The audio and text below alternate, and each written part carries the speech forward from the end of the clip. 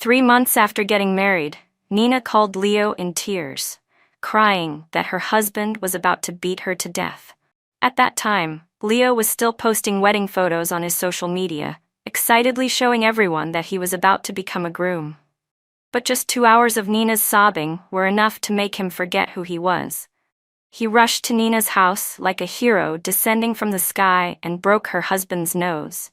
Nina's husband was assessed with second-degree injuries, sentenced to 2 years in prison, and ordered to pay $80,000 in compensation.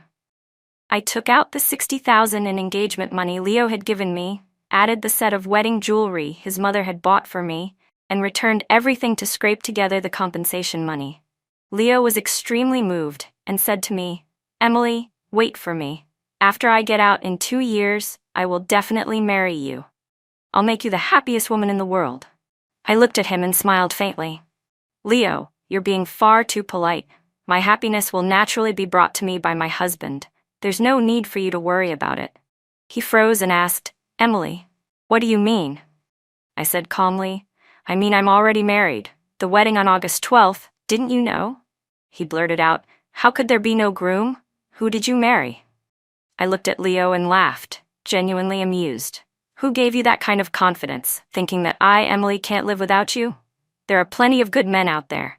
Whoever I marry would be better than marrying a criminal like you. Leo, your life is basically over. I'm a responsible woman.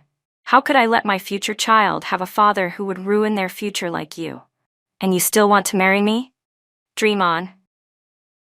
My encounter with Leo was a mistake from the very beginning. At that time, he had just broken up with Nina. In order to prove that he had already forgotten her, he turned around and pursued me instead. But I knew nothing about their past. Under his relentless pursuit, I eventually softened. It wasn't until the day of Nina's wedding, when he got completely drunk and sat at home crying hysterically, talking about his 10-year relationship with Nina and how it ended, his voice filled with pain, that I suddenly realized I was nothing more than a substitute, a tool for him to heal himself. But by then, he and I were already engaged. I wanted to break up. He knelt in front of me and swore that he no longer cared about Nina. "Emily, she's already married. Why would I still think about her? I can't go after another man's wife. I love you. I love you sincerely. I'll do everything to make you happy, even happier than Nina by 10,000 times." I didn't understand what I had that could even be compared to Nina. I didn't even know her. Love is something dreamy, but marriage is nothing but reality. During the exhausting and chaotic period of wedding preparations, I wanted to call off the engagement, but Leo's family absolutely refused. They said I was being too petty and insisted that Leo would make it up to me in the future. Everyone advised me that when a wild horse turns back, it is worth more than gold, that everyone has a first love, that once he got married, he would surely straighten out, and that someone who had been hurt would know even better how to cherish the person beside him. I couldn't argue against them and ended up deceiving myself for 3 months. But right before the wedding, just one phone call from Nina made Leo abandon everything, rush off to beat someone, and get arrested by the police. Yet the people who once advised me didn't step forward to share even a bit of the consequences with me. They only left behind a complete mess for me to face alone. Even so, they kept criticizing me, saying, "Emily, a person has to have feelings. For the sake of loyalty and righteousness, you can't abandon Leo at a time like this." They said Leo did this because he loved too deeply. If you stay by his side, you definitely won't be wrong. And, Emily, this time Leo has definitely learned his lesson. If you're willing to forgive him, the entire Miller family will be grateful to you for the rest of their lives. All it took was a few words from them, a few keystrokes, and they wanted to push my entire life into a pit of fire, while acting as if I wouldn't be a good person if I didn't forgive him. Forget it. I don't need that reputation of being a good person. Whoever thinks they're a good person can take Leo home and love him themselves. As for me, Emily, I don't want this man anymore. That morning, Leo beat someone and hadn't yet been taken away by the police. By the afternoon, I immediately posted a status. "Tomorrow, I'm getting married." Everything was ready, only the groom was missing. Was anyone willing to volunteer? After I posted that, Not only did it fail to shut those people up, they screamed even louder. As if the one who ruined the wedding wasn't Leo at all, but me. They cursed me, saying Emily was heartless and cold-blooded, that the situation wasn't even clear yet, and I had already rushed off to be with someone else, asking if I wasn't afraid of becoming a laughingstock. It was ridiculous. If the entire Miller family wasn't afraid of being laughed at, what did I have to fear? I wasn't being ambiguous with an ex. I hadn't broken the law by beating someone. I just wanted to hold my wedding on schedule. Yet, I was the one being criticized. Besides the few people who sided with Leo, there were also some who asked if I was joking and advised me not to act on impulse. There were even a few who took the opportunity to mock me, joking around and trying to bargain. What's in it for being the groom? Do you throw in the bride for free? I do need a wife, but I'm afraid you'd look down on me for being poor. As long as there's someone, it's fine, right? Put on a suit and you can get married immediately. First come, first served. I felt like I was about to collapse. Just as I was about to toss my phone aside, a notification suddenly popped up from Alipay. Ethan transferred $200,000 to you. The funds have been credited to your account. Please check. I froze for a moment and asked, "Who are you?" He replied, "Last time, when we were taking wedding photos at the beach, my ex-girlfriend accidentally stepped on and broke your bag. We had a bit of a conflict then. Do you remember?" "Oh, I remember, but that bag was only worth 200 yuan. You already paid for it. Did you transfer the wrong amount just now? I'll send it back." "No, I saw that you were looking for a groom, so I thought I'd just transfer the money. Consider it the engagement gift in advance so we can register right away. Have you found a groom yet?" "The groom, not yet. But what about your fiancé?" "You mean my ex-girlfriend? The day before the wedding, she rented a room with her ex, so I decided to let them have their happy ending. So, do I still have a chance?" Everything on my side was already prepared for the wedding. Thinking back to how I asked for 80,000 in engagement money from the Miller family, how Leo's parents dragged along all their relatives to beg me for over a month, how they finally forced it down to 60,000, and even scolded my parents for selling their daughter, I still felt furious. Ethan hadn't even asked for the full story and had already transferred me 200,000. Wasn't he afraid I was a scammer who would just take the money and disappear? I suddenly felt a bit moved. I couldn't let down someone who trusted me so completely. "I've received the engagement gift. Don't be late for the wedding." "Okay. Then send me a set of the wedding photos." Luckily, we used the same studio and the same concept. Swapping the person in the photos should be easy. "Wow, you're really well prepared. But it's probably too late to make new posters now, right?" "It's fine. I have professionals to handle that, and I also know the owner of a printing shop. I'll just need you to notify the hotel so it's more convenient for us to replace the photos and posters." "No problem at all. One more thing, can you send me your home address? I need to plan the route in advance for the bridal pickup team." "Do you have any requirements for the wedding car convoy?"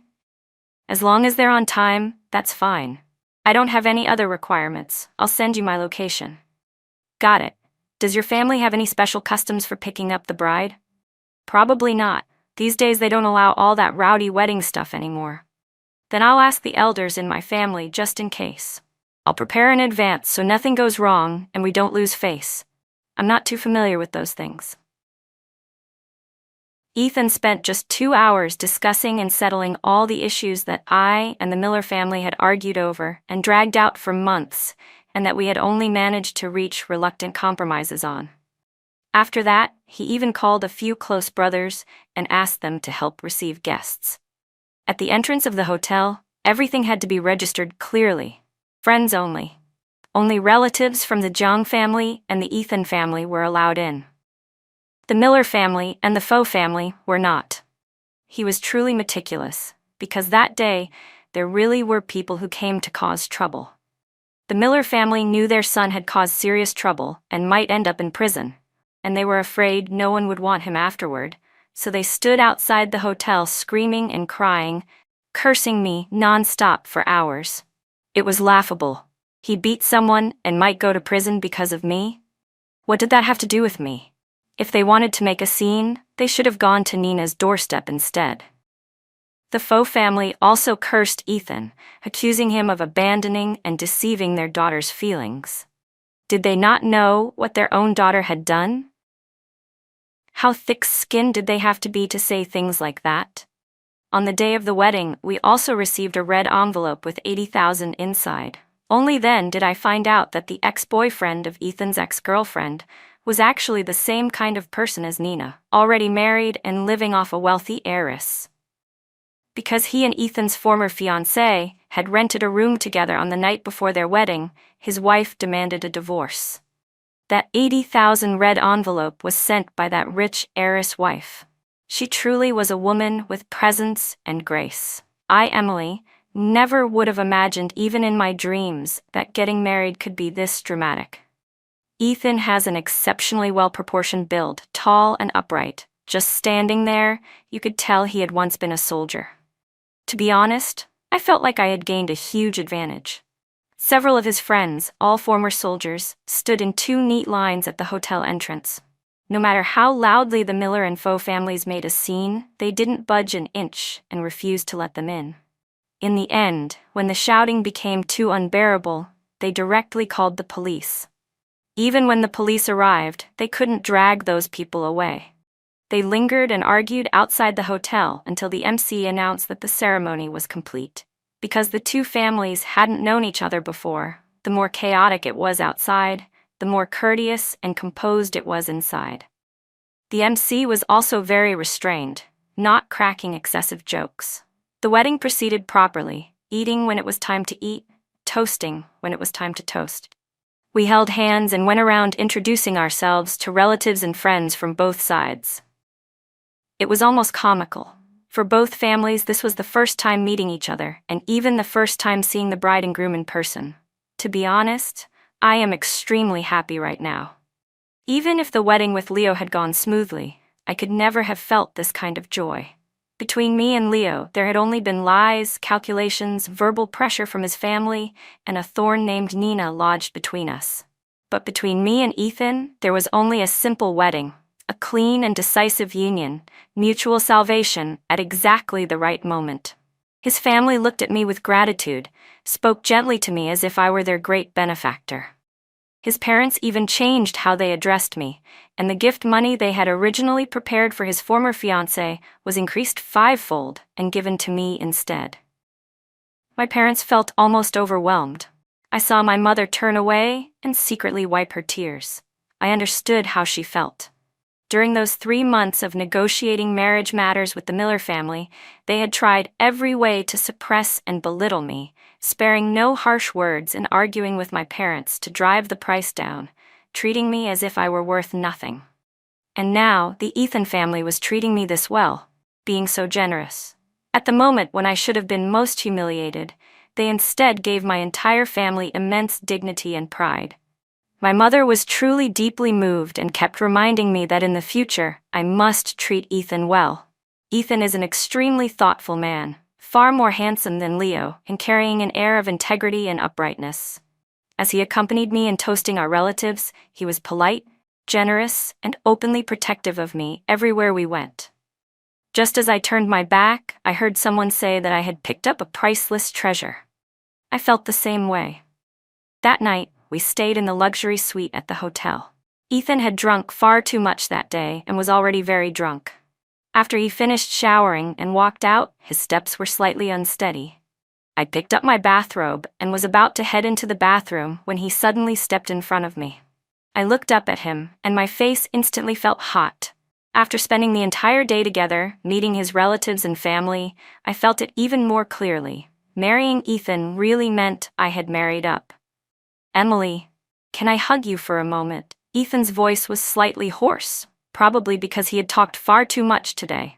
Whether it was with his own relatives or mine, he had always been the one stepping forward, handling the socializing, speaking up for me, and protecting me throughout the ceremony.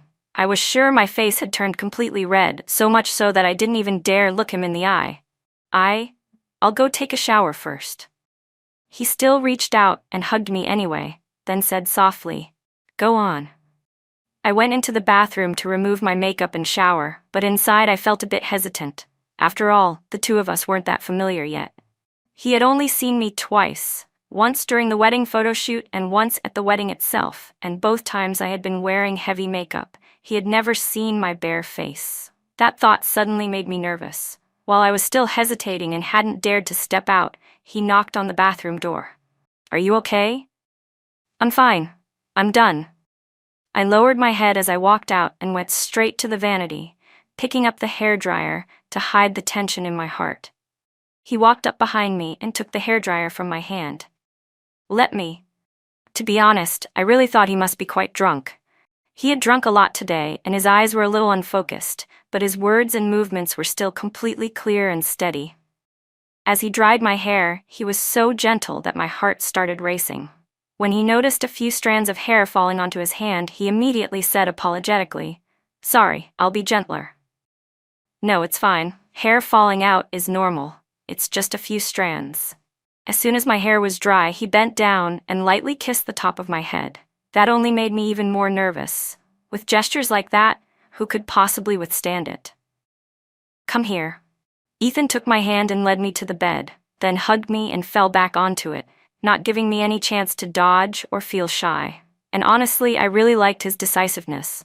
Otherwise, if he hadn't taken the initiative, I probably would have curled up on the bed like a mushroom all night, wide awake. "Can I call you that?" Yes." "Then, can I kiss you?" That question was truly embarrassing enough to make someone want to disappear. "Ethan, we're already married. You don't really need to ask about something like that." We had originally planned to go register our marriage today, but in the end we were too exhausted to even get out of bed. We lay on the bed eating our meal. The last time I had been treated like this was when I was hospitalized. Ethan leaned against the headboard, holding me in his arms, flipping through photos on his phone while telling me about his past, like a belated self-introduction. Our story felt a bit like those secret marriages from long ago, except that we had met before getting married, and the wedding itself had been a decision we made together, completely of our own free will. Marriage really is something strange. Just one ceremony, one vow, one night together, and two people suddenly become the closest people in the world. Being held in his arms, surrounded by his breath, made me feel a sense of security and comfort that no one had ever given me before. "Ethan?" He lowered his head and kissed my cheek, tightened his arms around me, and asked softly, "What do you want to say, wife?" "I want us to always be this good to each other for the rest of our lives. Is that okay?" Ethan hugged me and laughed softly by my ear. I could clearly feel the thudding of his heart and the warmth of his body growing stronger. Call me husband once, and I'll agree immediately. I had clearly been the one to start it, yet now I was so shy I didn't even dare lift my head. "Wife, I won't let you hide." He bent down, gently rubbing his nose against my face over and over. "Wife, why aren't you calling me?" "Did I do something that made you unhappy?" he asked softly. No, not at all. You're very good to me. There's nothing I'm unhappy about." "Then call me husband." I was genuinely tense, my voice so small that even I could barely hear it. I'm here," Ethan replied gently. "Wife, what is it?" The way Ethan clung to me at that moment suddenly reminded me of a phrase I had once read in a novel. Cheek to cheek, ear to ear. That was probably exactly what he was doing to me right now. Just thinking about it made my face burn so badly I could hardly take it. "Husband, can we be this good to each other for the rest of our lives?" Ethan reached out, wrapped an arm around my waist, lifted me up, and turned me so that I was facing him. One hand supported my back, the other lifted my chin, not allowing me to lower my head and hide. His forehead rested against mine, his nose pressed lightly to mine. "Emily, you're my wife. We were always meant to be this good to each other for our whole lives. No, even better than this. The rest of my life, Ethan's life, belongs only to Emily." I couldn't help but close my eyes. Ethan kissed my cheek, and only then did I realize I was already crying. "Silly girl, don't cry." By the third day after the wedding, we finally went to the civil affairs office to register our marriage. I overslept, and by the time we arrived it was already past 10, so we had to line up for quite a while. Watching people queue up to register their marriages was actually pretty interesting. Some couples were so excited they hugged and kissed passionately right there in public. Some held hands and whispered to each other, their whole bodies seeming to glow with pink bubbles of happiness. But there were also couples with icy expressions who didn't say a word, clearly just wanting to get it over with as fast as possible. There were even some who looked like they had lost the will to live, as if they had been forced into marriage. Ethan stood behind me, holding me tightly, insisting that I press close against his chest. When he saw that I had stopped looking around, he leaned close to my ear and asked softly, "Tired already? Want to lean on me and take a nap for a bit? Don't worry, husband will hold you tight and won't let you fall." "No need, there are so many people here." "What's wrong with that?" he said casually. "Everyone here is a legally recognized couple, all here to register their marriage. What's there to be embarrassed about? Or do you want me to carry you?" No. I knew my face must be red like a ripe tomato by now. I buried my head straight into Ethan's chest, not daring to look at anyone. He let out a soft laugh and wrapped his arms around me. The two of us slowly moved forward in the line like that, and I almost fell asleep in his arms. Then a shrill shout suddenly rang out. "Ethan!" I jolted fully awake. It turned out that two men had already been waiting nearby. They immediately grabbed the woman who had just rushed over and restrained her. Ethan gently patted my back to comfort me. "It's okay. Don't mind it." This must be his ex-girlfriend from the Faux family. Judging from the situation, it was obvious Ethan had anticipated that his ex-girlfriend wouldn't let go so easily, which was why he had brought two close friends along as a precaution. He really was quite thoughtful. I lifted my head from his chest and saw the woman with tears streaming down her face, struggling wildly as she tried to rush toward us, her expression filled with such intense pain it was as if she wanted to tear me apart. Instinctively, I began comparing myself to her. She was extremely thin, the kind that looked like she could be blown away by the wind. Her chin was so sharp it left a deep impression at first glance. She was probably around 5'3" and definitely under 100 pounds, yet when she cried and struggled, she was surprisingly strong. "Ethan, you won't even look at me?" she sobbed. "How can you treat me like this? We were together for 3 years. You were the one who proposed to me, the one who set the wedding date with me. How can you just switch to someone else the moment you say you will?" She shouted. "What right do you have to treat me like this? I'm the one who should be your wife. Let go of that bitch right now." Ethan gently turned my head so that one ear rested against his chest. With his warm palm, he covered my other ear, angling the back of my head toward his ex-girlfriend. Then he turned to look at her directly and said calmly, "It's not that I don't dare look at you. I simply don't want to, because I find it disgusting. We were together for 3 years. We talked about marriage and even set a wedding date. And yet, right before the wedding night, you went and rented a room with your ex-boyfriend who already had a wife. Of course I changed partners. Mila Faux, it was you who threw away this relationship and this marriage yourself. Don't come here now just to humiliate yourself." He continued coldly. "If you dare to smear my wife in front of others, I am more than willing to explain, one detail at a time, exactly why I didn't marry you. If you truly have no sense of shame left, then keep making a scene, make it big enough that everyone knows what you did." Mila Faux's face turned deathly pale. She clearly hadn't expected Ethan to be so ruthless, to expose everything so mercilessly. Seeing the people in line looking at her with contempt, she felt so ashamed she wished she could just die on the spot. "Ethan," she cried, "I was with you for 3 years. I was just confused for a moment and got tricked. You can't you give me one more chance? Did you ever love me at all?" Ethan replied calmly, "I once loved the version of you I imagined, but who you really are is very clear, and I don't like it. We were together for 3 years, and for 2 of those years I was in the military. I don't even dare imagine what you were doing out there. You should feel lucky that I only talked about marriage after I was discharged. If I had still been in the army and had already submitted a marriage report back then, the 2 of you would be in prison right now, serving time. Do you understand?" When the people around heard that Ethan was a former soldier, their gazes toward him immediately filled with even more respect. As for Mila Faux, the woman who had rented a room with a married man on the eve of her own wedding. Everyone was furious. Amid the scolding and condemnation, she panicked and ran off, still screaming that she wanted to kill herself. Ethan called after her coldly.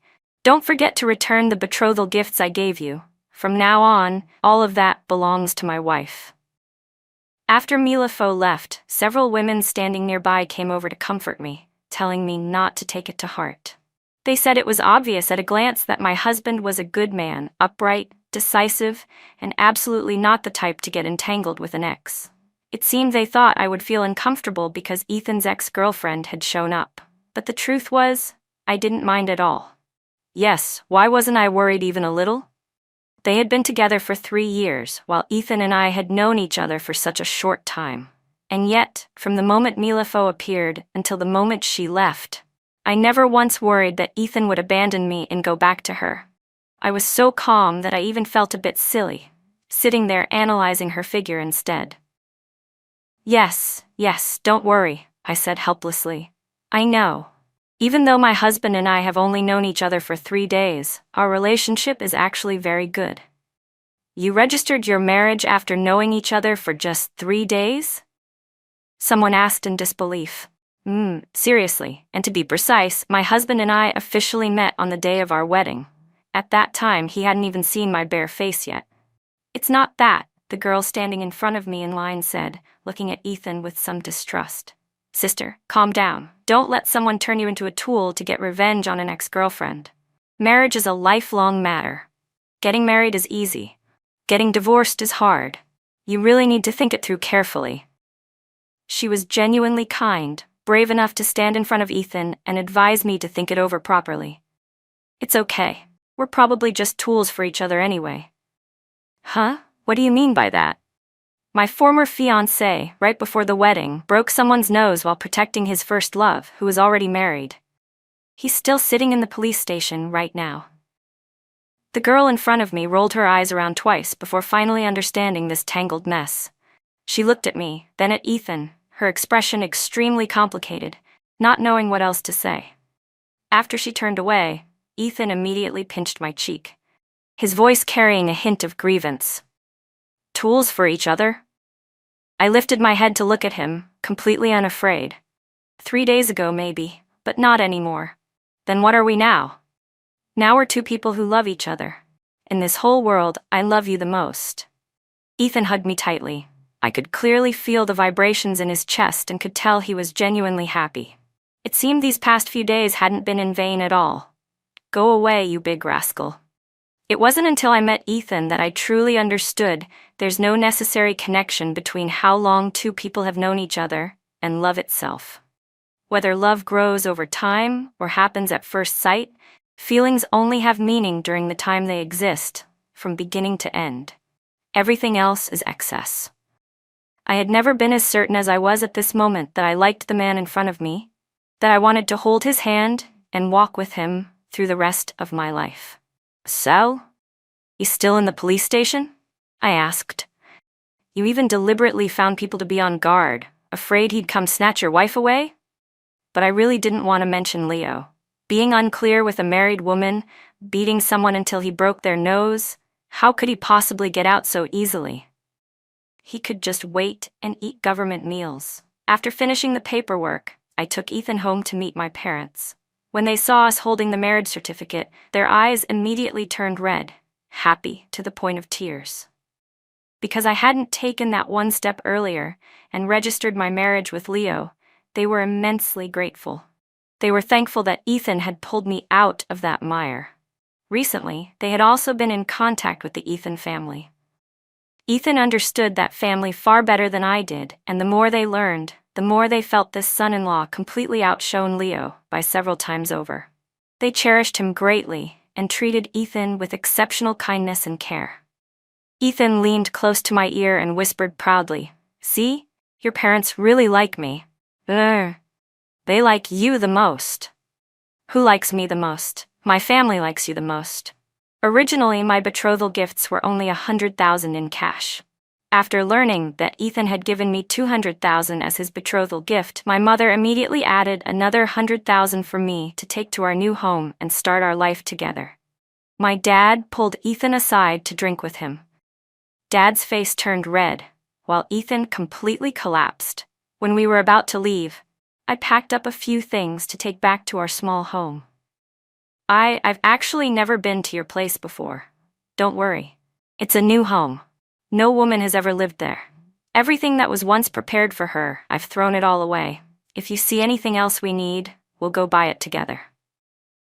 There's nothing I need to buy. I can just go back to my parents' place tomorrow to get a few more things. No need to bring them. You'll still need them when you visit your parents. We'll buy everything new. Ethan liked to shower first. When I finished showering and walked out, he pounced on me and pinned me down on the bed. Wife, today you said I'm the one you like the most, remember? So say it again. Say it a few more times. I like hearing it. The next morning, when I opened my eyes, all the things we had brought back yesterday had already been neatly arranged by Ethan. He was used to life in the military, so he had a bit of compulsiveness. If anything makes you uncomfortable, just tell me. It's not that I might. This habit is probably hard to change, but I'll try not to touch your things without asking. Is it okay if we arrange things like this? I didn't mind his OCD at all.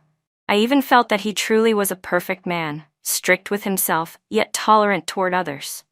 He got up at 6 every morning, but no matter how late I slept, he never once woke me. Whenever I did get up, the house was already spotless, so clean that there was rarely even trash in the bin.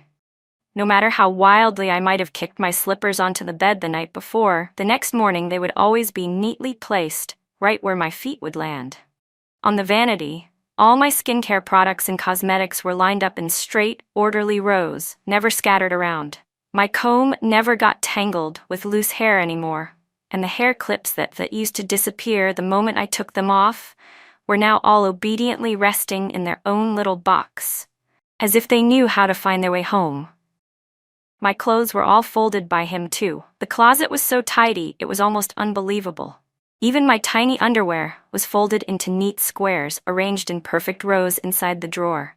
I praised him for cooking even better than my dad, and he immediately took photos of all the dishes I liked and made a personalized menu just for me to order from. As for how the prices were calculated, different hugging positions, kisses at different times, and well, this menu absolutely could not be seen by any third party. Only then did I finally understand why I had spent so many years online, reading every kind of romance novel there was, yet still remained a completely unknown, unsuccessful writer. Because this kind of plot, even I, someone who made a living fabricating stories, could never have come up with it. I even specially opened a bank card to hold our shared living fund. The betrothal gifts and dowry alone totaled $400,000. The money my parents-in-law gave me at the wedding, $100,000 each from the two of them, plus several of his relatives, who each gave me $10,000 when we went around toasting, all congratulating me as the new bride. And there was also that wealthy heiress, the one who sent the gift. Both sets of parents refused to take it, and in the end, it was all given to me. When I totaled everything up, I realized that after getting married, I had suddenly become a little rich woman, holding more than $800,000 in my hands. When Ethan saw me hugging the bank card and smiling to myself, he asked, "What are you smiling about?" "If I work a bit harder, in a few years I might even become a millionaire," I said. I knew that in today's society, people with $1 million in savings were actually quite common, but for an ordinary person like me, it had once been such a huge sum that I never even dared to dream about it. Ethan then lifted my face and kissed me lightly. "You don't need to wait a few years. You'll get there very soon." After half a month of being inseparable, Ethan finally took me back to his family home for a meal. There were many people there, 4 full tables set up. After all, his relatives hadn't met me before, so it was natural for them to want to get acquainted. And because I truly wanted to spend my whole life with Ethan, I sincerely hoped to be recognized by his family. Even though I was shy, I still tried to take the initiative to chat with everyone so they could understand me better. When the Ethan family looked at me, it was as if they were looking at me through the lens of a benefactor. Among his relatives, there were 7 teachers, including his parents, plus 2 police officers and 4 firefighters. They were all respectable, upright people. Earlier, because of the scandal and the cancelled engagement, the family had truly lost face. They felt that I, a young woman, hadn't demanded anything or complained at all, yet had still gone through with the wedding with Ethan, helping them regain their family's dignity. It was truly like delivering charcoal in the snow, saving someone in their moment of crisis. And so everyone was immensely grateful to me, treating me so well that it made my face flush with embarrassment. I felt genuinely uneasy about it. The more I interacted with Ethan and his family, the more I felt that I didn't deserve him at all. What did I have that made me worthy? Why had I agreed to marry Ethan back then without asking for anything? Part of it was because I was angry. Part of it was because I wanted to shut up the Miller family, but even more so because of Ethan's attitude. From the very beginning, before he had even said much, he transferred the betrothal gift, stood in line with me to register the marriage. I knew he was serious about being with me. At that moment, he had already surpassed every man in my WeChat contact list. Those people who only knew how to make malicious guesses, mock, sneer, and gossip about me. From taking the initiative to break the ice on our wedding night, to every small gesture afterward, he always indulged me, respected me, and spoke honestly about his past, hiding nothing from me. I knew he didn't see me as a tool to get revenge on his ex-girlfriend. He was genuinely trying to move closer to me, and I, too, had opened my heart and accepted him. When we were lining up at the Civil Affairs office and Mila Fo rushed over to curse me as a bitch, Ethan covered my ears and publicly exposed her ugly deeds without hesitation. He didn't care about completely falling out with her, and he didn't allow me to be hurt even the slightest bit. At that moment, I knew we truly were a family. I had chosen that man for the rest of my life.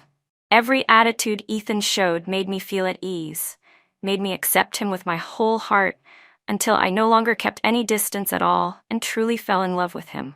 Yes, exactly so. I can say with absolute certainty that I love Ethan. Even though we haven't known each other for long, this kind of intense emotion and deep stirring is something I've never felt from anyone before. Half a month after the wedding, Ethan started getting busier. He opened a small workshop producing toy models, specializing in military models. The business had just started and wasn't very stable yet, mainly because it was something he genuinely liked. I was very surprised. Then why is there nothing related to those things at home at all? I was afraid girls wouldn't like them, so I didn't bring them home. No, Ethan, that's gender discrimination, you know? Why can't girls like military models? I don't just like fighter jets and aircraft carriers, I like you too. Ethan burst out laughing. Come on, I'll take you to my workshop. Whatever you like, you can bring it home. His workshop was simple, but high quality, small yet refined. Because of his OCD, he personally handled quality control for every single model.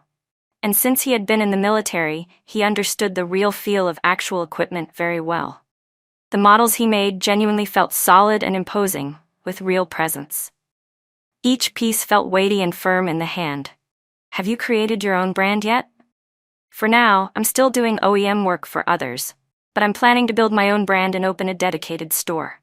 I also want to do some marketing, otherwise there won't be many orders. I was truly curious about all of this. Maybe it was because I loved him, so I also came to love the things he loved.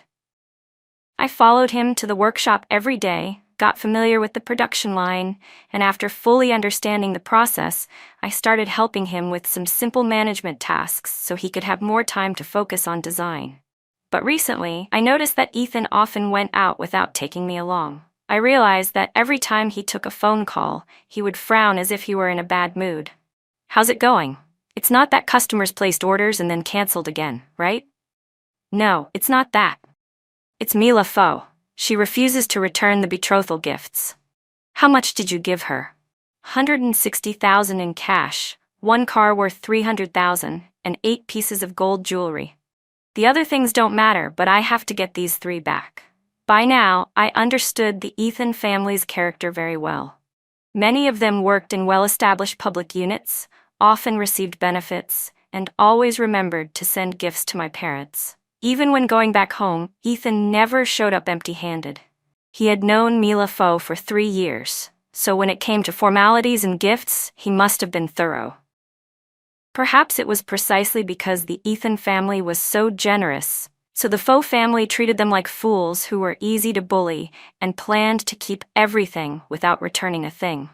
It was truly ridiculous. The Miller family was clearly the one at fault.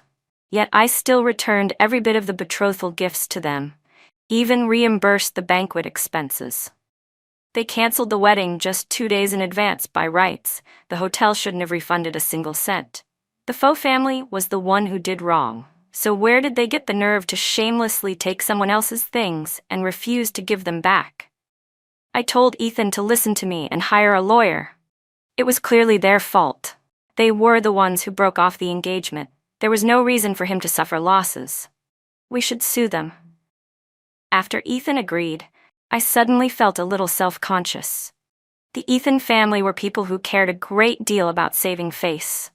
Many of them worked in government institutions, so they tended to prefer harmony over conflict rather than fighting over every dollar. I was afraid people would think I was too sharp-tongued and make Ethan lose face. But his mother grabbed my hand emotionally and said, "You're the one with principles. The Fo family really has gone too far. They were clearly in the wrong first, yet they've been spreading rumors everywhere, saying Ethan had an affair and smearing the two of you. I truly can't swallow this anger." With my mother-in-law backing me up, I immediately felt much bolder. Then let's conveniently sue them for defamation too. Make them publicly apologize on social media and explain clearly who was at fault and who ruined the marriage. Since they don't care about saving face, there's no need for us to spare them any courtesy. I thought of the wealthy lady who had given the 80,000 red envelope at the wedding and arranged to meet her. I didn't expect her to agree immediately, and she was even enthusiastic. "Oh my God, so you're that lucky wife. I was just about to deal with that trash husband of mine and then go after that soldier, and who would have thought you'd snap him up first? I'm sorry." "Oh please, what's there to apologize for? If a man is worth keeping, you keep him. If not, you dump him. Whoever gets there first, he belongs to." She really was a formidable woman. I explained that I had invited her out because I needed her help. "What is it?" "It's about my husband's ex-girlfriend. She's been going around smearing my husband, saying he cheated, calling me a homewrecker, and she's holding on to all the betrothal gifts worth over 500,000 and refusing to return them. We plan to sue her. I wanted to ask if you'd be willing to be a witness for us and testify that the engagement was called off because she was at fault first." "Good heavens, what a coincidence," she said. "That trash husband of mine and I are also in the middle of a divorce. That old dog even put on a show of deep affection in court, trying to get money out of me, insisting I pay him before he'd sign the divorce papers. He's been leeching off my family for years, and now even wants to take the whole pot with him. He must be dreaming in broad daylight. I've already got the hotel surveillance video. Even though it only shows the two of them entering the room together, it's more than enough as evidence. Add me on WeChat. I'll send it to you so we can be witnesses for each other. And while we're at it, we can even congratulate that pair of wild sparrows." "Deal, deal, deal. When you go to court, remember to call me. Let's stay in touch." As for our side, there was no need to go to court anymore. As soon as Mila Fo watched the video, she immediately broke down crying and begged for mediation outside the courthouse. She voluntarily returned all the betrothal gifts Ethan had given her. She refused to publicly apologize online, instead kneeling at Ethan's feet, with her face covered in tears and snot, crying that she still loved him deeply, that everything had been because she'd been deceived by that man, that she hadn't done it intentionally. Perfect. I immediately recorded a video and sent it to the wealthy lady. What could be more convincing than the person involved personally admitting she had been entangled with her husband? The wealthy lady was overjoyed and immediately sent me a red envelope worth 10,000 yuan. I didn't dare accept it. "You've already given us too much. We shouldn't have accepted that wedding envelope in the first place. Thank you so much. Don't say that. Thanks to you, I finally cut off that piece of garbage and even saved myself some money. I want breakup money. This 10,000 really isn't much at all. Just take it and keep it as your personal savings, or buy a nice set of pajamas and use it to seduce your husband. I still didn't dare accept it. After Ethan got the money back from Mila Foe, he transferred all of it straight into my account. So, rich lady, have you hit the million mark yet? I actually have. I froze a little. Why did you transfer everything to me? That was betrothal money to begin with. If I don't give it to my wife, who should I give it to? Let's go to the jewelry store and exchange all those pieces. Pick new ones you like. I don't want to keep anything she's ever touched. Ethan already had his own car, so he gave that car to me as well. Ethan, you really don't need to give me this much. I've already said it, this is betrothal money. It's yours by right. I'm the one who only brought 200,000 as dowry. I should be the one who's embarrassed.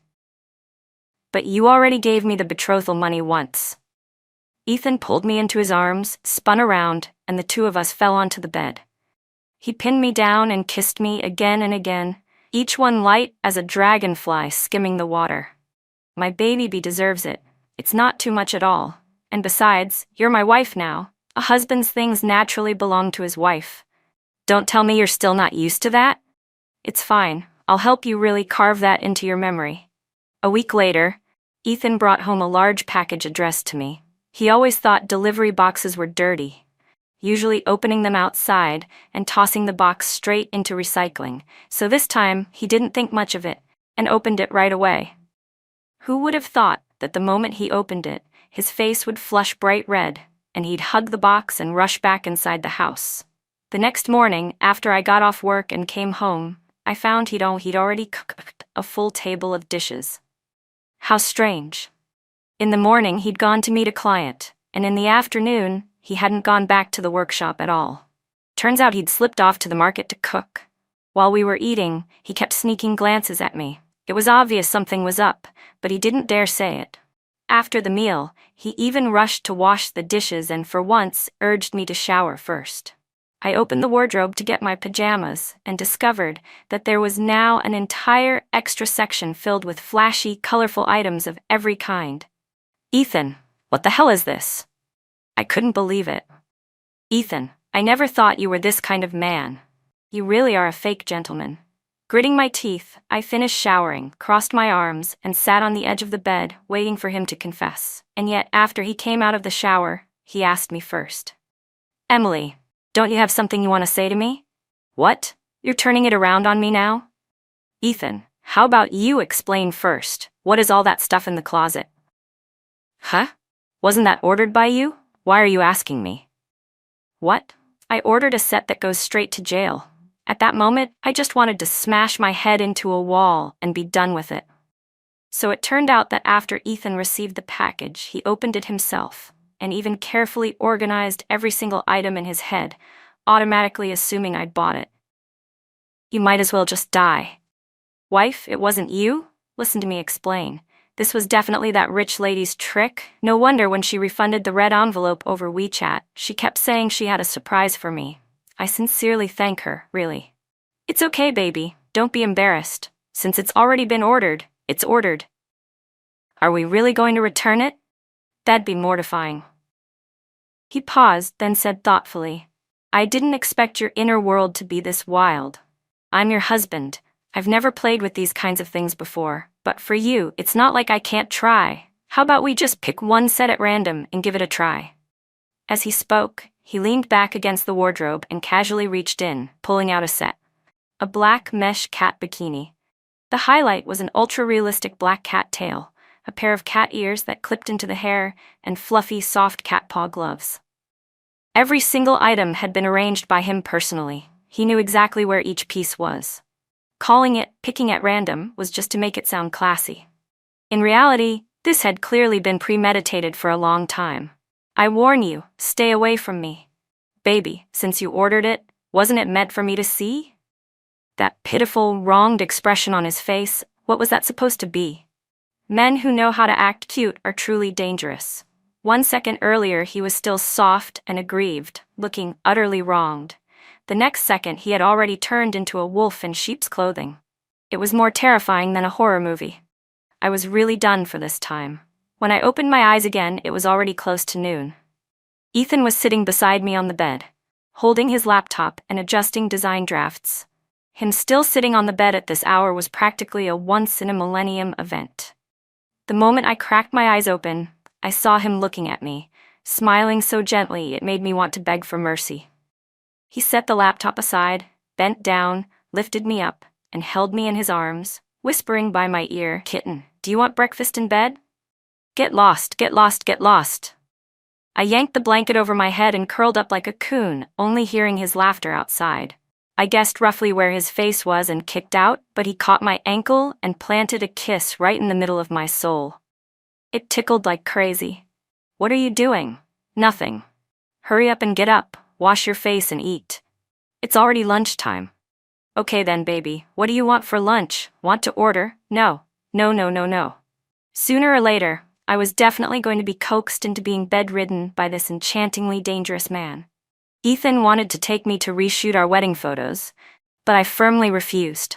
The ones we took before are already beautiful. I like them a lot. There's no need to reshoot. Those wedding photos marked the first time we met. They were proof that we had erased a wrong choice and replaced it with the right person. They were incredibly meaningful. Every time I looked at the photo by the bedside and remembered how Leo's image had been edited out and replaced with Ethan's, I felt the urge to pick it up and kiss it a few times. Unable to hold it in, I sighed, "Ethan, we really didn't have any destined connection. It was all thanks to that pair of scumbags who accidentally matched us up correctly." Ethan thought about it and felt I had a point, so we didn't go reshoot after all. From then on, he preferred using his phone to take photos of me instead. All his social media accounts openly showed traces of me everywhere, clearly announcing that he was a married man. He was never shy about letting the whole world know his feelings for me and how much he cherished me. He truly was the kind of person who gave others absolute peace of mind. Every small action of his made me feel a deep, sincere love. This quiet sense of security, no amount of sweet talk could ever compare to it. Leo's sentencing results came out. For intentional assault, he was sentenced to 2 years in prison. He called me from inside the detention center, demanding that I go see him. His friends and family attacked me like mad, even shamelessly insisting that I was not allowed to tell Leo that I had already gotten married. They wanted me to join them in lying to him so he wouldn't be hurt in prison. Truly shameless beyond belief. Fine, I went to see him. The moment Leo saw me, he became hysterical. "Emily, wait for me for 2 years. 2 years from now, when I get out, I will definitely marry you and make you the happiest woman in the world." I raised my hand and shook the diamond ring in front of him. "Save that promise for the true love of your life. My happiness doesn't need you to worry about it. I came to see you because I've had enough. Enough of your whole family using me as a tool to placate and comfort you, making you mistakenly believe that I'm some love-struck fool who's still out here waiting for you. I just want you to know one thing. Don't let your family deceive you for 2 whole years, and then come looking for me after you're released, accusing me of betrayal as if I owed you anything. No, Leo. The one at fault is you. You're the one who wasn't worthy of me. You ruined your own life. Don't drag me down with you." Leo stared at me as if he had been struck by lightning, completely unable to believe it, as though leaving me would mean he'd die on the spot. It was honestly ridiculous. When we were still discussing marriage back then, I never once saw him being devoted. I never saw him acting as if he would marry me no matter what, even at the cost of his life. At that time, all he knew how to do was frown, nitpick, and show disdain, joining forces with his parents to pressure me and push me down. To put it bluntly, it was precisely because he didn't love me that he was so guarded, calculating every tiny detail, afraid I would take advantage of him, afraid he himself would suffer losses. I don't know what Leo said to his family, and I don't know why they ended up coming to my place and Ethan's, crying and screaming, making a huge scene. They cursed me, calling me a vicious woman, saying I was kicking someone while they were down, saying I only knew how to enjoy wealth and comfort and refused to endure hardship, accusing me of abandoning my husband. Honestly, they were a group of people I simply could not understand. Their son went to prison for Nina. Wasn't that supposed to be heroic? Why didn't they go look for her and demand responsibility from her? What were they doing coming to my house? Child, Leo and Nina ended things a long time ago. The one he loves is you. If he loved me, was I supposed to crane my neck and wait for a man sitting in prison for intentional assault? If he loved a queen, would that mean I'd have to wait until he was crowned a prince? No. Emily Jiang, you really are a shameless, heartless woman. Our son just met with disaster, and you immediately turned around and married someone else. You're too much. You must have cheated long ago, you rotten woman. I was so angry my lungs felt like they were about to explode. Let me make this clear. Watch your mouths. I'm recording video right now. On my wedding day, you already met the faux family making trouble outside the hotel, didn't you? Go ask them what happened after they caused a scene. If you keep spewing insults, we'll meet in court. What you? Your son shamelessly got involved with a married woman, even went to her house and beat her husband, and now you come to my doorstep to make trouble? You're only good at shouting, is that it? Or should I gather everyone at the entrance of the complex, turn on a loudspeaker, and let the whole neighborhood hear so we can see who the truly shameless ones are? Your Leo didn't meet with disaster. He brought this on himself. It's karma. And I, Emily Jiang, am an unmarried woman marrying for the first time. No one has the right to point fingers at me. Get lost, or if you don't, I'm calling the police.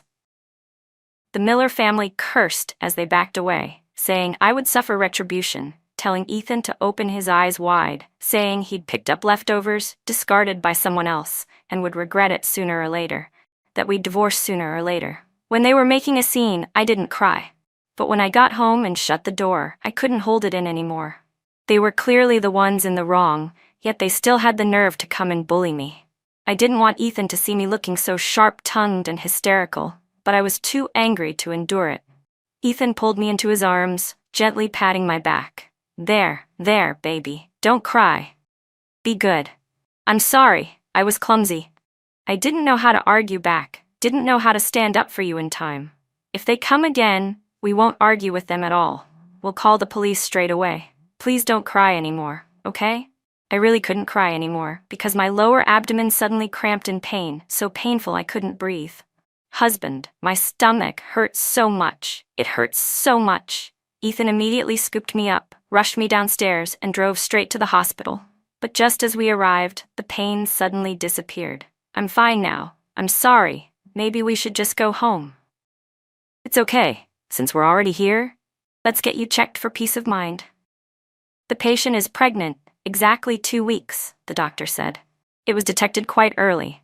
There are slight signs of threatened miscarriage, but it's not serious. The mother's overall health is stable. No special treatment is needed. Just go home and rest. In early pregnancy, emotional stability is very important. Avoid strong emotional fluctuations, and don't overexert yourself. Diet also needs attention. This is a nutrition guide for expectant mothers. Take it home and read it carefully. And one more thing. For the first 3 months, the husband and wife need to keep some distance, the doctor added. Don't act recklessly. All the prenatal checkups and follow-up tests must be done on schedule. Don't be careless.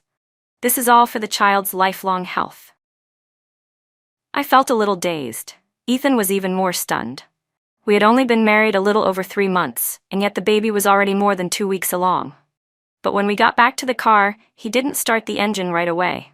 Instead, he turned and pulled me into his arms as I sat in the passenger seat. He held me for a while, then started crying. At first, I thought he was crying from happiness, but it turned out he was blaming himself. I'm sorry, Emily. It's all because I'm useless. I couldn't protect you when you were being bullied, and I let people curse you and say I'm worthless. I'm sorry. I stroked his head. It's okay. They were targeting me anyway. How can you blame yourself? Let's go home. Ethan leaned into me, cried a little longer, and only then did he start the car. When we got home and I sat down on the sofa, he suddenly knelt down and hugged my waist, whispering, "Baby, Our child reacted like this because I didn't protect their mom well, right? No, Ethan, don't blame yourself. I really don't care. I have you, and I have the baby now. I don't take a single word from the Miller family to heart. Even so, he couldn't let go of the fact that he hadn't been able to help when I was being cursed. He even went online and posted asking how to curse people properly. I truly had no words.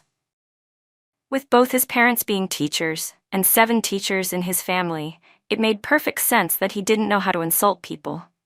But I honestly thought he was amazing. I even felt a bit jealous of his parents. How could they raise a son like this? Compared to the male leads I'd imagined in my novels, he was 10,000 times better. Husband, you're not allowed to learn that stuff, I told him seriously. I like you exactly the way you are now. Having one sharp-tongued person in this family is enough. There's no need for the 2 of us to compete in bad karma with our mouths. If it's a small matter, we let it go. If it's a big matter, we call the police and sue. We're about to have a baby. Do you really want our child to see their dad learning how to curse people every day? No, he said immediately. In the end, Ethan finally set that idea aside. But instead of learning how to curse people, he quietly asked 2 cleaning ladies from his workshop to keep an eye on the Miller family's residential compound. He even brought several World War II fighter jet models from the workshop and asked the 2 women to give them to the kids in the neighborhood, using that as a chance to strike up conversations with the mothers and grandmothers there.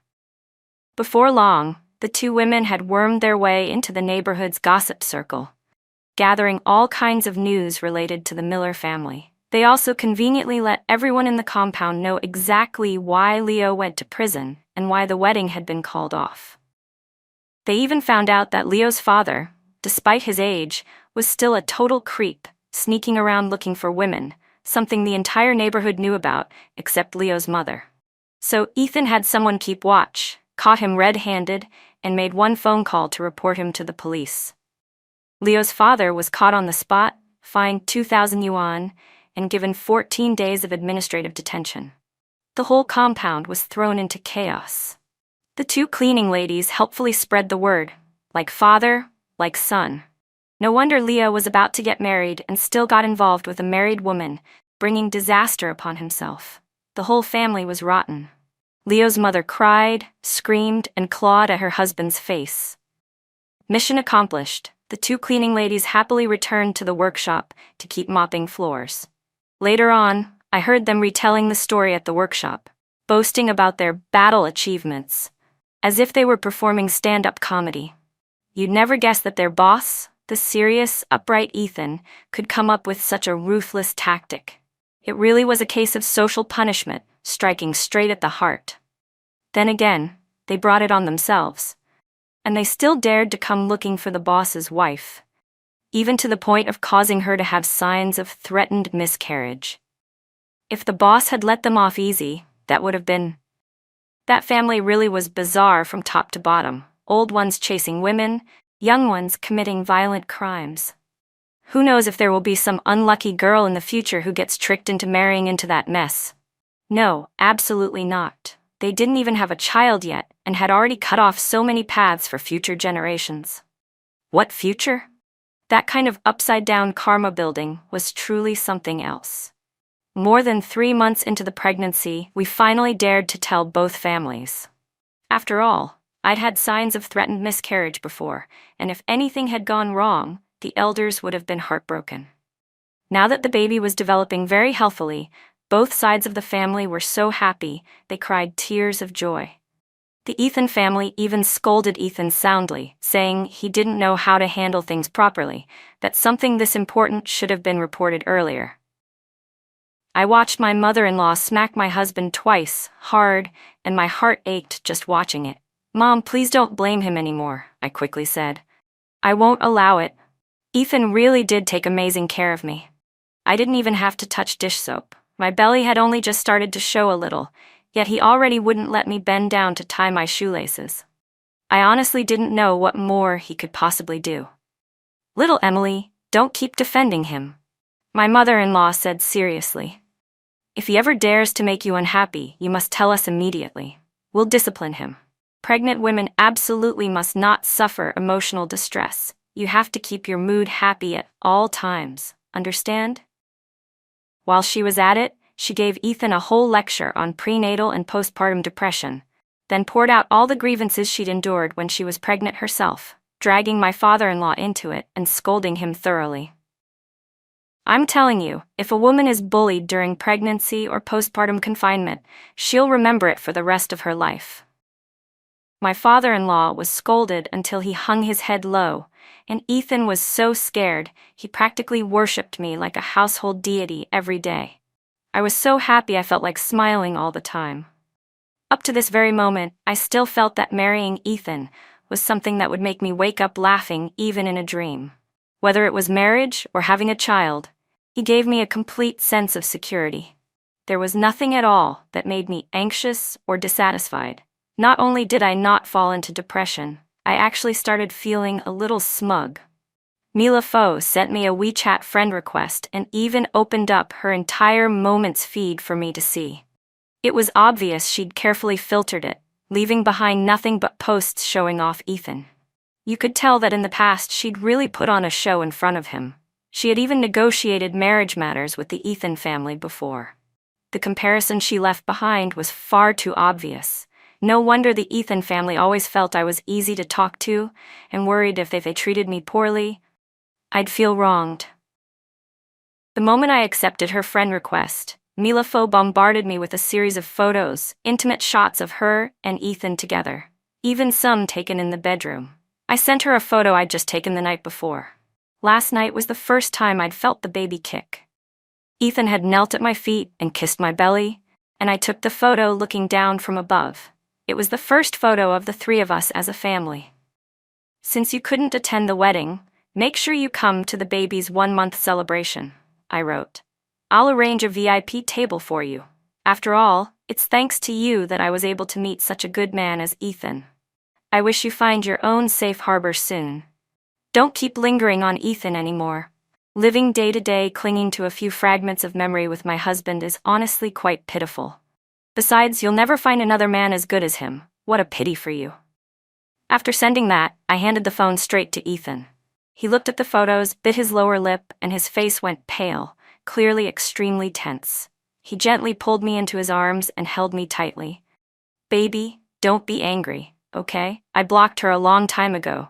I will absolutely never contact her again. I know. Baby, don't be mad at me, please, he pleaded. Ethan, in certain situations, was just too good at bending, too skilled at acting cute. His voice drooped so pitifully it felt like if I didn't comfort him, he'd burst into tears immediately. He whined softly and rubbed against me like a big dog begging for pets. Stay a little farther away from me, I warned him. Be careful of my belly. Baby, the doctor said that after the first 3 months, we can be a little careful about it. And now we're already more than 4 months in. Do you maybe want to?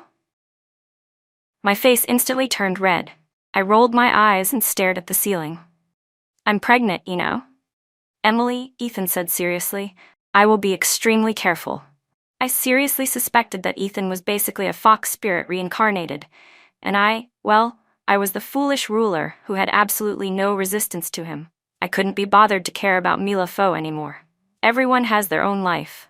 The more she tried to stir things up, the more it proved that she regretted it, that she couldn't let go of Ethan.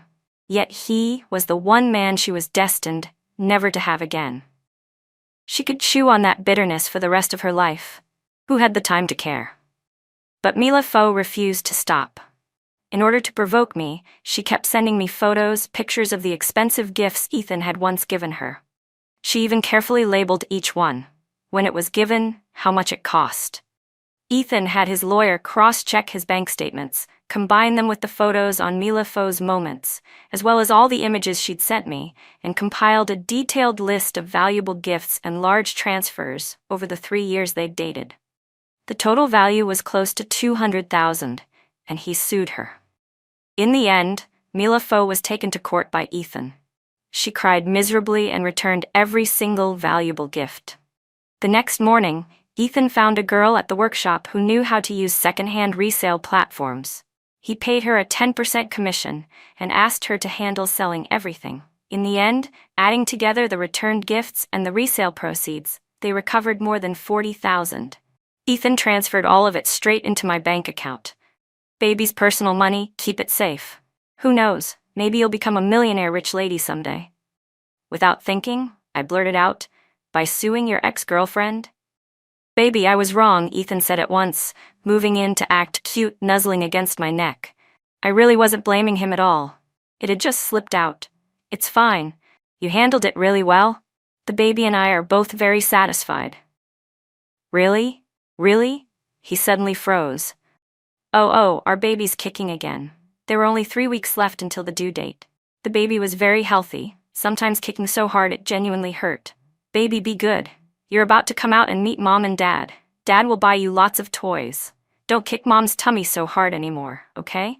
After being sued, Milafo didn't dare message me again. When I checked, I saw that she'd deleted me. At least she had some sense.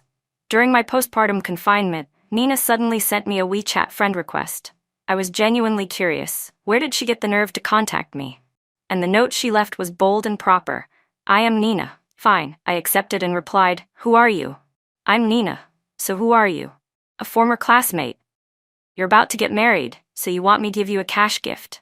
Emily John, I'm Leo's first love. I know you know who I am, don't pretend. Oh, I'm honestly about to forget what Leo even looks like. How would I know about his first love? Have we met before? No, but Leo has mentioned you. Oh, but he never once mentioned you to me. That's fine.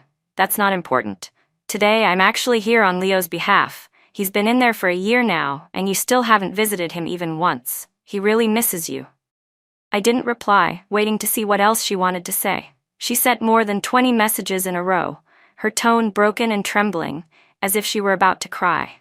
Actually, you don't need to care about my existence at all. Leo truly wanted to marry you.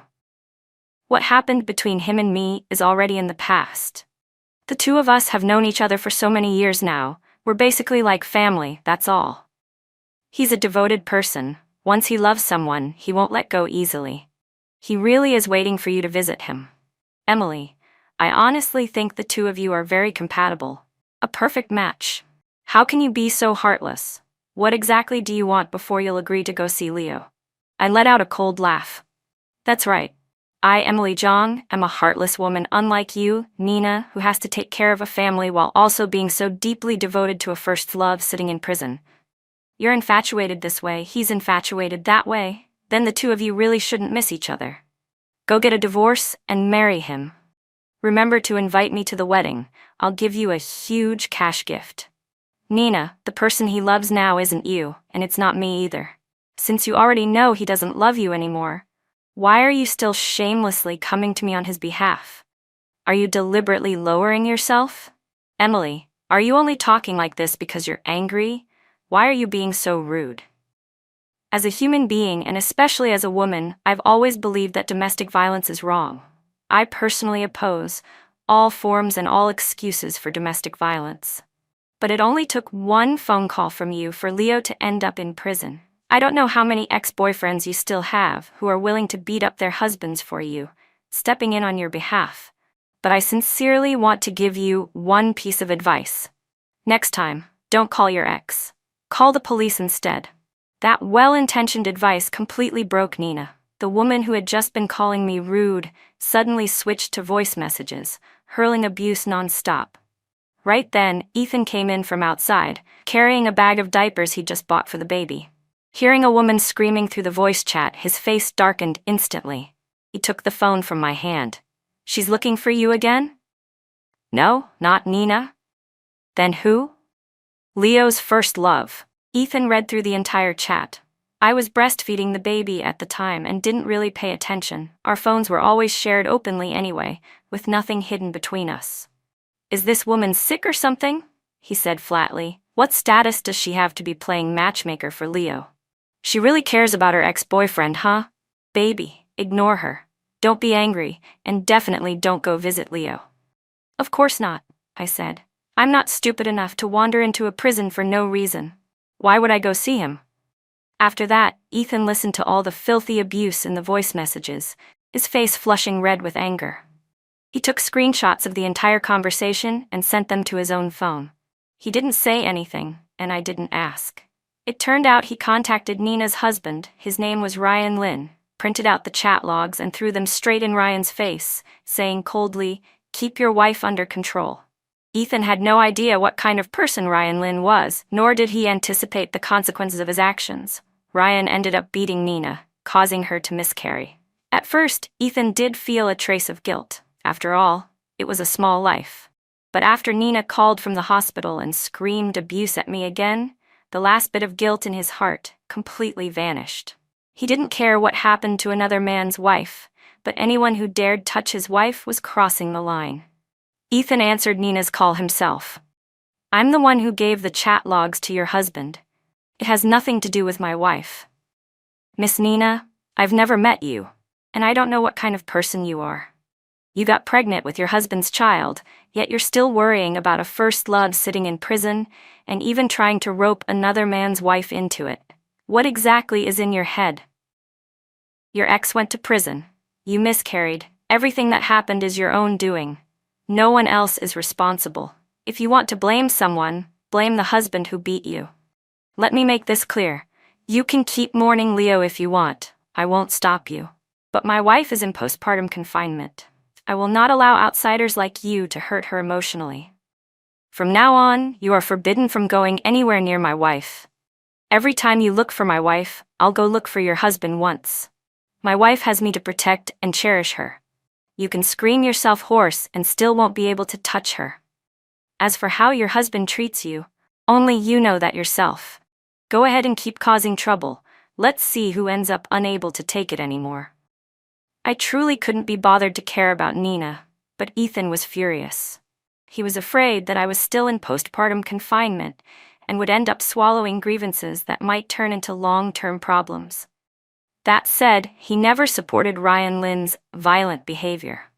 But when he learned that Nina had miscarried because her husband beat her, yet even so, she still didn't report it to the police or get a divorce, all because her first love was sitting in prison, he only said coldly, "Now I finally understand that saying. People who are pitiful always have something hateful about them." With domestic violence like this, if the person involved doesn't take the initiative to report it or dare to speak up, outsiders really are powerless. If someone intervenes, the outcome could easily be the same as Leo's, convicted of intentional injury and sent to prison. Ethan personally hired a manager to help oversee the workshop, while he himself stayed home almost full-time to take care of me. He was afraid that during my postpartum confinement, I might feel wronged or suffer in silence. My mom and my mother-in-law both had to step aside a bit, mainly helping take care of the baby and cooking for the two of us. Our daughter's 1-month celebration was held on a grand scale. After all, when Ethan and I got married, the two families didn't really know each other yet and weren't sure how things would be after marriage, so there was still a sense of politeness and restraint. All the regrets and emotions that hadn't fully burst out on the wedding day were poured into the baby's 1-month banquet. I posted a family photo of the three of us on my Moments. Within moments, there were dozens of comments. Most people expressed disbelief. Some asked, "Is this the husband you picked with your eyes closed right before the wedding?" It's true that we officially got in touch just before the wedding, but it was absolutely not a blind pick. From start to finish, I always felt that marrying him was far more satisfying than even getting engaged to Leo. If this was what you called picking with my eyes closed, then what was Leo? Someone who got his head slammed by a door? There were also a few sarcastic remarks below, even people asking whether my husband was a stepfather, whether the baby belonged to Leo. A bunch of trash, clearly taught math by their biological fathers since childhood. I had been married for 14 months before my child turned 1 month old. How could she possibly be Leo's child? Despicable idiots with dead brains. They were probably just furious, seeing me live so well, thinking I should have been stuck for life with a criminal like Leo, that I didn't deserve happiness. They were all craning their necks, waiting to see how miserable my life would be after marriage. Unfortunately for them, I didn't let people like that get their wish. After the 1-month banquet, my savings thickened by another chunk. Ethan's workshop also started gaining recognition, its reputation spreading farther and orders increasing day by day. Who knows? Maybe one day I'll upgrade from a 100,000 level rich lady to a multi-million level rich lady. I started enjoying sharing my life on social media. The photos I posted were all small moments of everyday happiness, shadows of our whole family, photos of 3 hands or 3 feet intertwined. I recorded every moment of my child growing up, every tiny, lovely detail between me and Mr. Ethan. Unexpectedly, little by little, my follower count grew to be even higher than the number of readers I had back when I wrote stories and flopped for years on end. But when there are more viewers, bad rumors also start to appear. Some people said I staged everything, that I wrote a script for myself and drew up a dream of happiness. Perhaps happiness is simply too rare, so rare that I had only shared a few scattered fragments, that even this much made people suspicious, convinced it couldn't possibly be real. If I actually filmed our entire daily life, every single day between Mr. Ethan and me, I wouldn't be surprised if they sued me for emotional fraud. I got my past dug up anyway, and the biggest contributors were Ning Ji and Nina. Those 2 women seemed to share the same goal, working together to shove me into the mud. In Nina's version of the story, I was the mistress who barged into her love story, shamelessly stealing her husband, stealing the wedding that should have belonged to her, stealing everything she once had. I was even painted as vicious enough to force Ethan to hurt her, just to prove his love for me, straight out of some dog-blood melodrama. In Ning Jae's story, I was a gold digger, a heartless woman who, while on the verge of marrying her ex-boyfriend, abruptly turned around to seduce a man with better conditions, mercilessly dumping my fiancé. In both of their mouths, I, Emily, was the kind of woman who didn't deserve happiness, who deserved to be cursed by the entire world. I couldn't be bothered to explain myself to strangers I didn't know at all. I tossed my phone aside, logged out of social media, and let them think whatever they wanted. Ethan said he wanted to make up for my honeymoon, so the 3 of us took our daughter on a trip. While my daughter and I were enjoying the resort, Ethan quietly slipped into the comment sections where people were trashing me and publicly revealed his identity, telling everyone who doubted or insulted me that I was his wife. After that, the crowd swarmed over to Ethan's page to dig things up instead. No one really knew anything about our life or our relationship. Ironically, he shared even more than I did.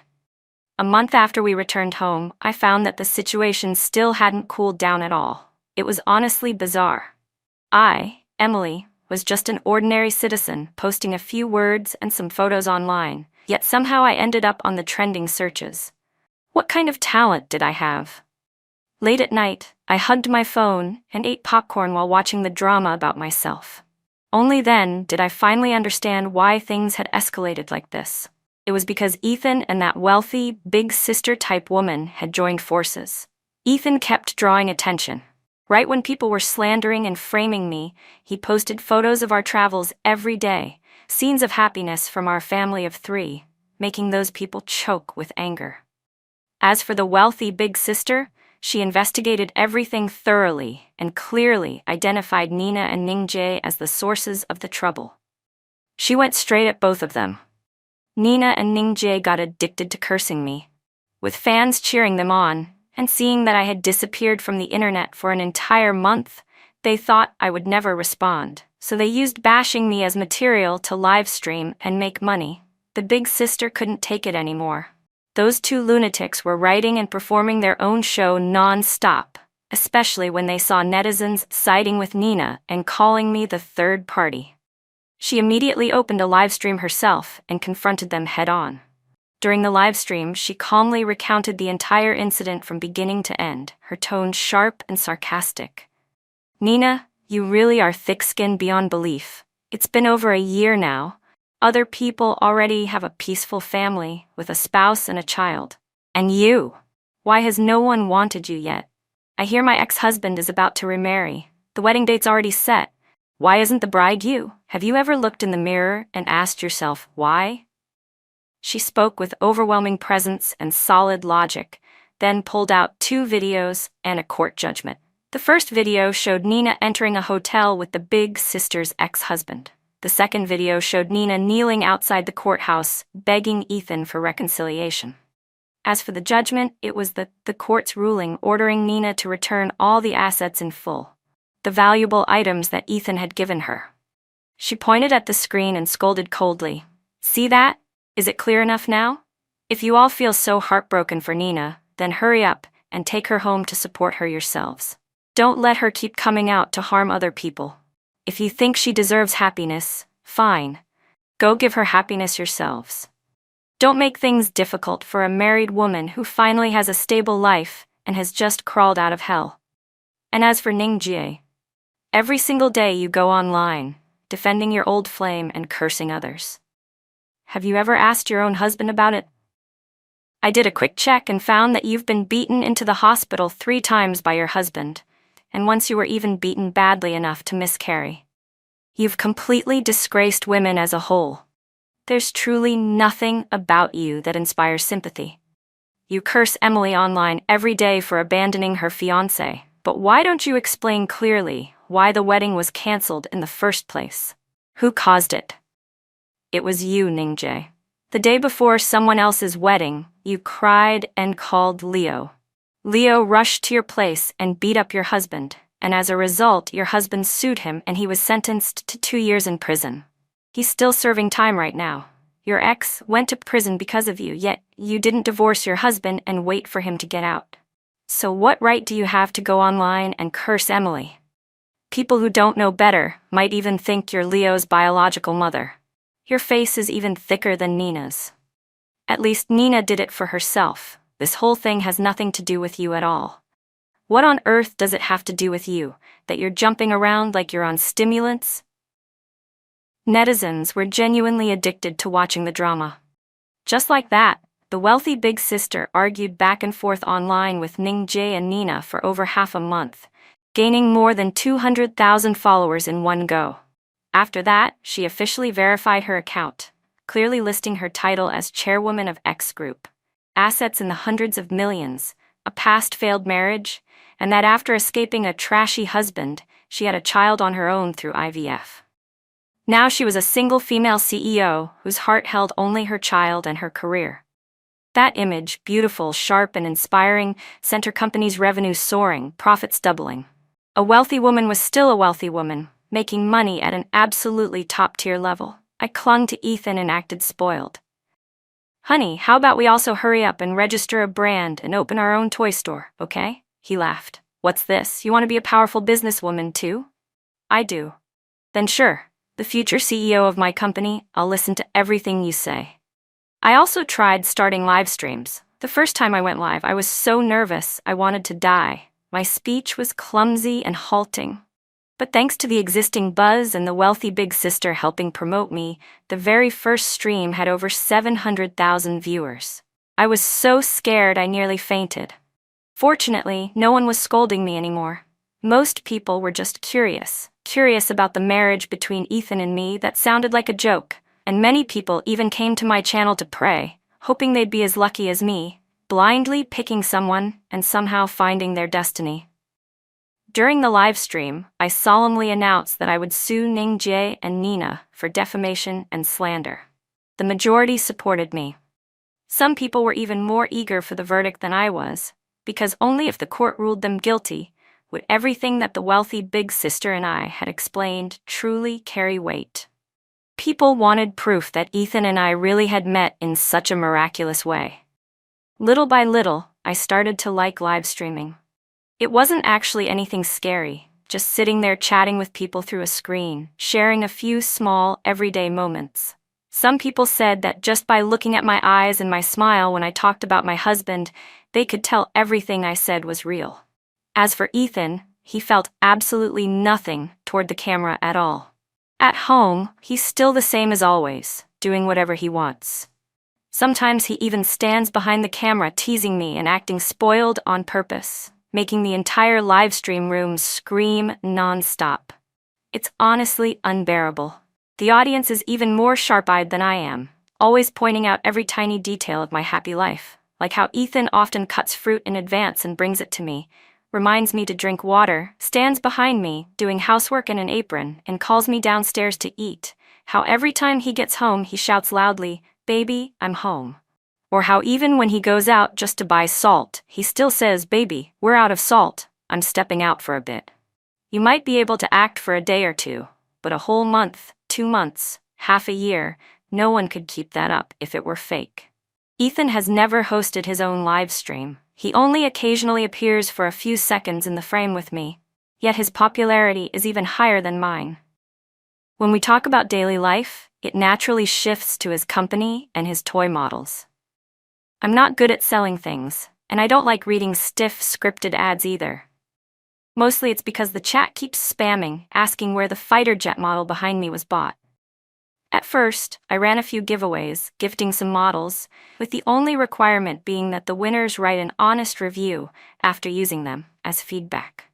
Later, when we sold the first fighter jet model during a live stream, I was so moved I almost cried. The first time was clumsy, but doing it more often, I gradually got used to it. Before I could become a female CEO, I had already turned into the main sales pillar of the company. Then the court verdict finally came down. The facts were clear. Ningjae and Nina were convicted of insulting and defaming Ethan and me. Because the rumors spread widely and caused serious negative impact, they were found guilty of deliberately inciting cyber violence, polluting the online environment, and causing adverse social consequences. Ningjae was sentenced to 6 months in prison and Nina to 8 months. Both were ordered to publish public apologies on social media platforms. This time, Nina finally couldn't dodge apologizing under her real name. Before the two of them were even released from detention, Leo was released from prison first. Ningji's husband seized the opportunity to divorce her. At the time, she was still in detention and couldn't do anything about it, and was forced to leave the marriage with nothing. Her husband even sent people to stand outside her parents' home, cursing for an entire week, calling her promiscuous and shameless, saying she secretly messed around with other men after getting married and disgraced their family. He demanded compensation for damage to his reputation from her parents' family. In the end, her parents really did have to pay money before Tong Lin finally backed off. But Ningjae's reputation was completely ruined. I truly couldn't understand why Ningjae married someone like Tong Lin in the first place. What I understood even less was how, after marrying that kind of man, she still dared to stir up trouble and commit more karma. She was genuinely reckless. She and Leo ended up going to prison one after the other because of each other. Fair enough, a matched pair. I honestly think the two of them were made for each other and should stay together for life after life. Just don't go harming anyone else. I got pregnant again. This time, it took nearly 2 months before I realized it. Ethan immediately hired 2 professional MCs to take over my live stream room, and I became a top priority protected person. I wasn't allowed to do anything. Those 2 girls were lively and outgoing, and when they went live, they told stories about Ethan and me even more vividly than I ever did myself. Sometimes, watching the live stream, I was so embarrassed I wanted to crawl into the ground. I even wanted to rush in and cover their mouths. You know, ever since I started working here, I've never once seen the boss's wife bend down to tie her own shoelaces. That's because I'm pregnant and can't bend down, okay? Got it? One time, I brought a new model to the boss's house and saw the boss's wife holding a menu. The food pictures looked perfectly normal, but the prices, well, those are things we really can't show on stream. The boss's wife orders the dishes. The boss goes into the kitchen to cook, and once he's done, he has to pay the full price. Hey! Will you guys please shut up for me? I really had worried that Leo might come looking for trouble after getting out of prison. But he and his entire family stayed completely silent, as if they had evaporated from the face of the earth. I heard from the wealthy lady that after what happened with Ningjae and Nina, her ex-husband and Leo also became infamous. Her ex-husband's wedding was called off. The bride ran away overnight, and now that guy even has the nerve to try to get back together with her. Just hearing it makes me laugh. Leo probably isn't much better. He's probably just hoping people will forget about him. As for daring to show up looking for me, dream on. After giving birth to our second baby, I kicked Ethan once and made him go get sterilized. 3 years, 2 kids, what more does he want? Our factory has also relocated. The new plant is 4 or 5 times larger, with modern production lines, and we've hired more than 50 new workers. Ethan says it's all thanks to me, calling me his lucky charm, saying that even though I was misunderstood and smeared, I didn't collapse. Instead, I helped the company gain fame and make a fortune. But I think all of it is thanks to Ethan. I never once cared about the insults from Ningjie or Nina, because to me, they were nothing but the powerless screaming of losers. I didn't lose a single strand of hair. It's precisely because their own lives are so empty and miserable that they keep staring at me, wanting to drag me down into the mud with them. And the life that makes them jealous to the point of madness. That was all brought to me by Ethan. His love and support, his warm embrace are the strongest armor I've ever had in my life. With him here, I'm not afraid of anything. Still, it's not like there aren't headaches. Because of the cyberbullying I once endured, the tragic romance stories I wrote back when I was an unknown author also got dug up. The comments underneath were all like, "Ha ha ha, so this is the kind of male lead the madam likes?" Thought it'd be so sweet my teeth would rot, but turns out what she wrote is even more awkward than my unrequited love. Not sweet at all, not even close to how sweet the two of them are in real life. It was humiliating, so humiliating it made my scalp tingle. I was so embarrassed, I wanted to dig myself an imperial tomb out of the ground with my toes.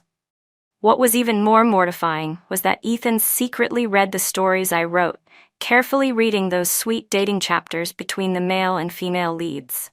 He even nodded thoughtfully and said, "Baby, do you think this kind of date is sweet? Let's try it ourselves next time." This fox spirit of a man, this is where the story really ends. Is it harder to leave because you still love them, or because you're afraid of facing life without them? Love and Lies story.